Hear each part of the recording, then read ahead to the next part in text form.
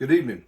Tonight we're going to get into the actual basics of some fly fishing and fly tying stuff.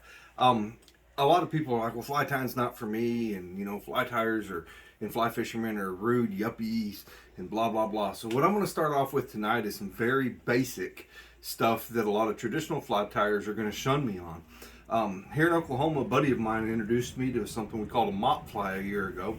And it's incredible how well they work, how efficient they work, how cheap and easy they are to tie, and how you can also use them in regular traditional fishing for crappie, bass, stuff like that. So basically what we're going to do is we're going to start off with some materials. Now, fly tying can get as elaborate. You can see my bench. This is nothing but feathers and materials. You can get completely carried away. This is a 40-year collection of fly tying. But what I'm going to show you tonight, you can get everything you need at the Dollar Tree and Walmart. What we're going to do is we're going to tie what's called a mop fly. Now there's lots of different methods and things that you can do to tie mop flies, where you can buy a microfiber towel and just cut the little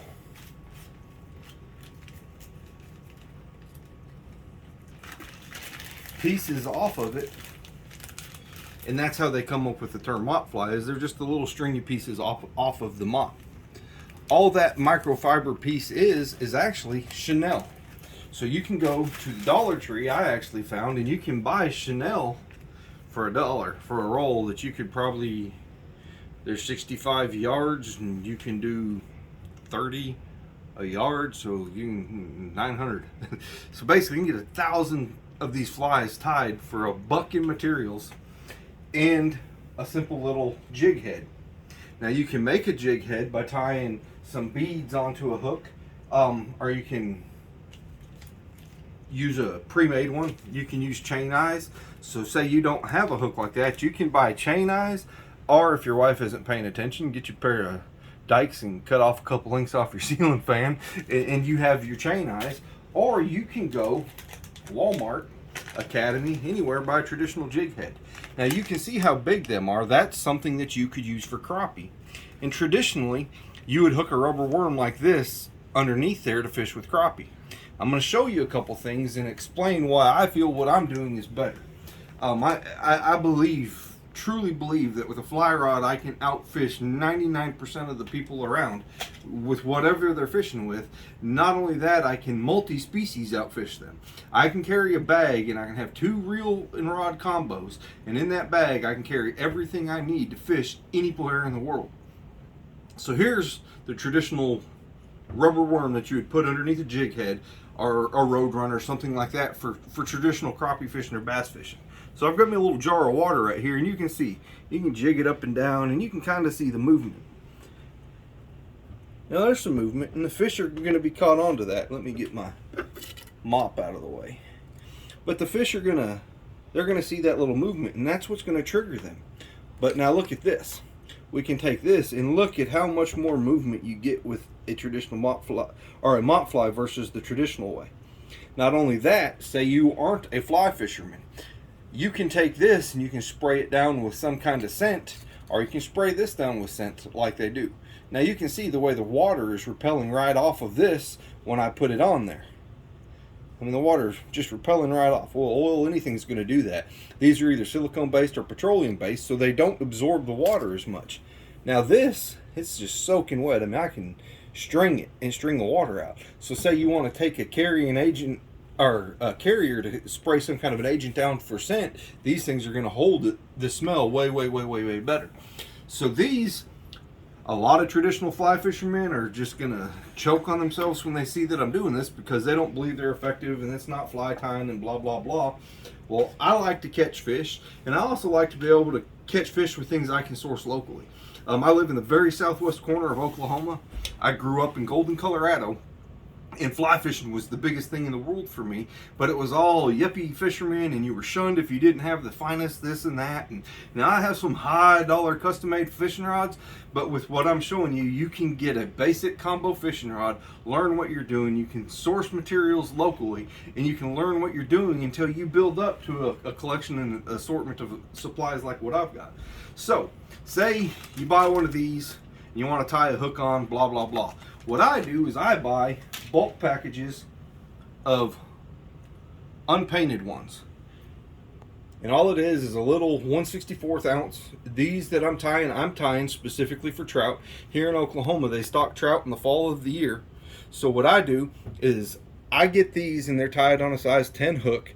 And I start with them, and these will specifically be tied for trout, where you can take a bigger one such as this that's already pre-done, and you can tie it and use it to catch fish, crappie, bass, stuff like that. But what I'm going to do is I'm going to start with one with trout. So I use just an old candle, and I buy powder paint. You can get it in any kind of color that you want. You can even go to places like Harbor Freight and you can buy big bottles of the powder coat that's, you know, in basic colors. But up here I've got green, chartreuse, pearl, just, you know, an assortment of colors. But today we're going to start out, I'm going to use, I got some green thread, so we'll take over here and we'll use some, it's flash yellow, which goes really good with the color of thread that I want to use. So what I'm going to do is I'm going to take a pair of hemostats and I'm going to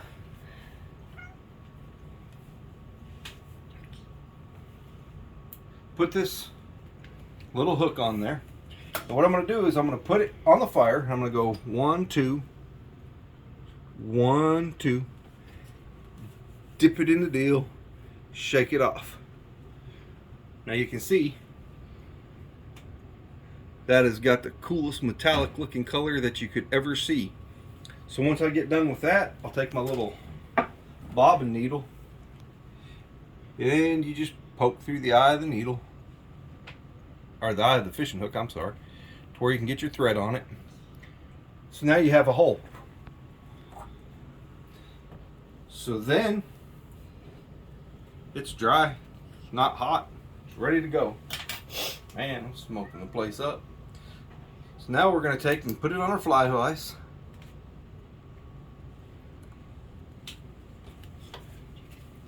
Take our bobbin. This is some Danville 60 wax thread. Kind of the same color of what I'm tying the head on. So what I've done is I've put the thread down and then I've went right back over the thread. I feel like I'm at a rock concert with some smoke special effects going over my string here. So now that I have that locked in place, I'll take a piece of the mop that I had. And what you want to do is this stuff will fray at the ends. You can see I can just pick it off and it'll fall apart. So what you want to do is you want to singe that off. And what I like to do is I like to have it about twice as long. I like them a little bit longer than a lot of people tie them, because it gives that whip effect that we had. I'm going to cover that up so I don't knock it down.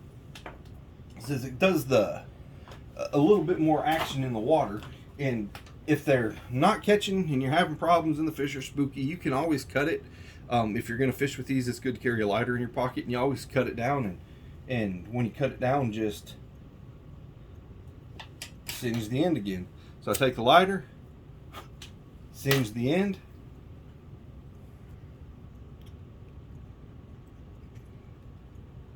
and just tie it in on the hook. And what I like to do is tie up a pretty little body, just like a traditional crappie jig that you would buy at the store. And all you're doing is literally just building this up and building this up and building this up. So I could keep on and just wrap that and wrap that and wrap that and make that turn in to just a green body. But something I like to do is you can get, it's called UV flash, and it's got some UV colors to it. But if you don't have that, go to Hobby Lobby or Walmart and you can buy just this mylar thread. You buy a little spool of it for a couple bucks and you just chop some of this into pieces. So then what I do is you can go and you can buy a fancy tube of dubbing wax. Comes in a tube just like this, and you can order it online. You can get it in all these different fishing stores, or you can get chapstick. And I use chapstick all the time. And all I'm going to do is I'm going to rub it up and down on my string just a little bit, where I get my thread a little bit sticky. And when I do that, then you can see what that looks like. It is the exact same stuff. This might be a little bit thinner, but the same colors, and you can literally just chop that up without any problems. Something I do a lot, I'll take pieces of it and chop it up, and I put it in a little coffee grinder. I've got one right here, and you can just grind the living crap out of thread, and you can make your own dubbing like this. So I take my dubbing, I'm just going to spin it on. Some guys tie it real tight. I don't want it real tight because I want it to look a little bit loose and flashy.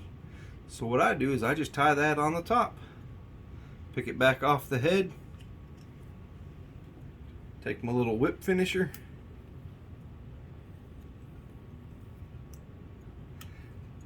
I always double whip finish just so it stays good, and cut your line. Okay, so now we've done all that. I used a head and some dye that I didn't get at Walmart, but you could go and you could get these jig heads anywhere.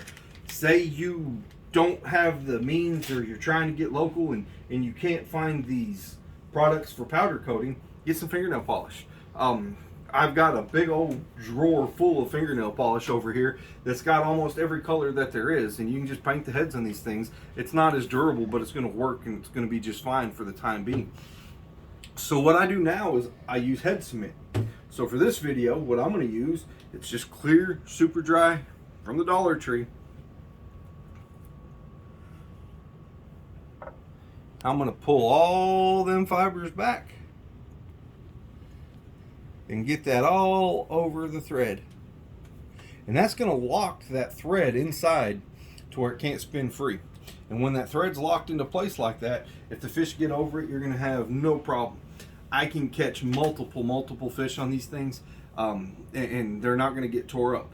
If you go buy, cheap flies online or anything like that, most of the time they're not American made. There's some quality fly tires out there. We have a guy here in Oklahoma who's probably one of the best that there is. There's a lot of guys in the, that do that, but if you actually go to a store and buy them, look at where they're made, 90% of them are going to be foreign made. They're not going to have fly cement. They're not going to have quality materials, and you're going to catch 2 or 3 fish and everything's going to fall off the line. You take a fly like this and you're going to be able to catch huge fish over and over again. They're not going to fall apart. They're going to be decent quality. Everything that you've seen right here you can buy locally. It doesn't have to be some high dollar stuff. You can start really small with everything. You don't have to have a fancy vise like this. I've got little cheap vices that you can get on eBay for $3 and $4 a piece that you could start with. I've literally held a fly in my hand and tied it on the side of a string. Up on the wall you can see that trout right there. And for Oklahoma, that's a pretty dang nice trout. And that was literally tied in my hand. Ugly woolly bugger, the worst looking fly you have ever seen in your entire life, on the side of the stream. I went back out and I caught that fish on that fly. A lot of the problems that us fishermen get into is we're tying our flies for the fishermen and not for the fish. And it doesn't matter how elaborate it is. If you can afford, buy the best you can possibly buy at the time. But if you can't afford, you can start out simple until you can learn this hobby. If you're not a fly fisherman, it doesn't matter. This right here is going to slay crappie. You've seen how much more action it had than an actual traditional rubber worm. There's just so much more. These mop flies, and these traditional fly fishermen who think they're all, it's only one way and it's this and that. I love getting my mop flies, going out and fishing beside them, and catching these monsters and limiting out and then walking away, and they're just looking there like, fish eat what fish eat. So we want to go out there. We want to always do what we can to catch fish is my goal. It doesn't matter how purist you are if you're not catching fish.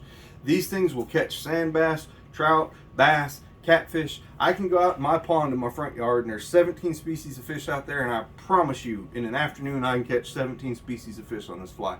They're the greatest little thing in the world. Like I say, you can get everything you need local to tie them. You can get the different colors.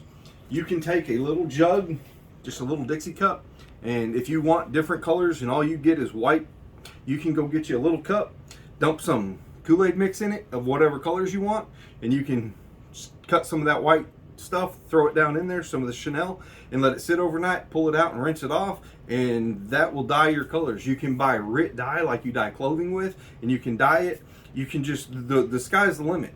A lot of times when I'm out fishing on my fishing vest, I'll carry a Sharpie marker and just kind of come in here and add a little bit of color here and there, you know, and you can see I have every color Sharpie that there is. But I carry one of these on my fishing vest because, man, sometimes it just takes that one little extra bit of reality to make something realistic looking on a fly to make the fish hit on them. So anyhow, tonight we're doing what's called a mop fly. Over the next few weeks, I'm going to start going through a series of flies that are commonly used and are successful on my bag, and we're going to kind of show you how you can start this hobby off without having to spend a ton of money. So we'll go through that, and then little by little we'll start doing some with some traditional materials as well. I appreciate your guys' time. I hope you guys get into fly fishing and fly tying.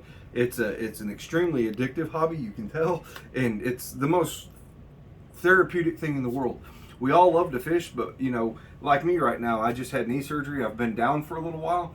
I can't get out and do a lot, but I can sit at my fly tying bench and get ready for a fishing trip every day. And that's the part that I enjoy, is even in the off time when you're not able to fish, you can sit at your bench and you can prepare for your fishing trips, and it makes the hobby a year-round, basically 365-day-a-year hobby if that's what you choose to have. So anyhow, I appreciate your time. Good night, and we'll see you next Wednesday.